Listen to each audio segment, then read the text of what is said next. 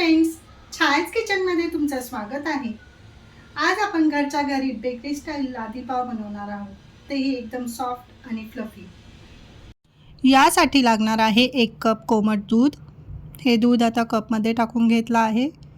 त्यामध्ये आता आपल्याला टाकायची आहे 1 चमचा साखर। साखर टाकून झाली आहे। आता आपण व्यवस्थित मिक्स करून घेऊया। आपलं मिक्स करून झालं आहे। आता 1 चमचा इन्स्टंट ईस्ट यात टाकणार आहोत। ईस्ट टाकूनही आपल्याला व्यवस्थित मिक्स करून घ्यायचं आहे। आता आपलं व्यवस्थित मिक्स झालं आहे, बघू शकता। त्यावर झाकण ठेवून आता आपल्याला 5 मिनिट रेस्ट करून घ्यायचं आहे। आपलं ईस्ट किती छान फर्मेंट झालं आहे, बघू शकता। आता आपल्याला पावसाठी डो बनवून घ्यायचा आहे। यासाठी लागणार आहे 2 कप मैदा,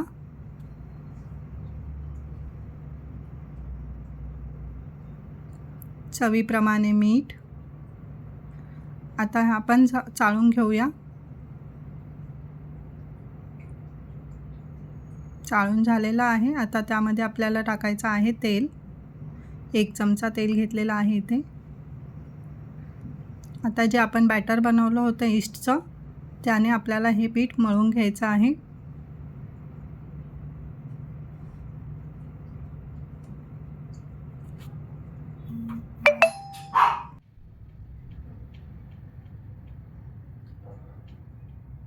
थोडं थोडं करून मी इथे दूध टाकत आहे, बघू शकता।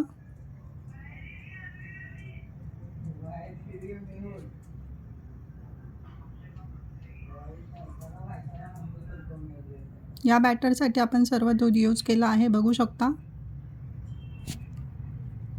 आता हे आपण व्यवस्थित मिक्स करून घेत आहोत। याचा एकदम छान डो बनवून घ्यायचा आहे आपल्याला, बघू शकता मी किती व्यवस्थित मिक्स करत आहे। यामध्ये बटर टाकून मी व्यवस्थित मिक्स करून घेणार आहे।